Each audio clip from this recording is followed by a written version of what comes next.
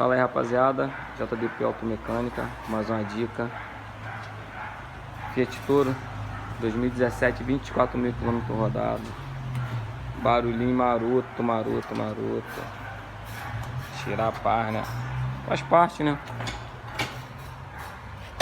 Olha lá, causador do barulho. Bucha do estabilizador, olha aí. A criança. A velha aqui. Pequeno desgaste.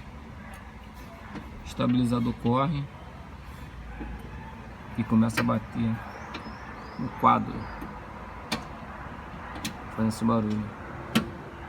Detalhe importante: na autorizada 1200 e alguma coisa, e não tem.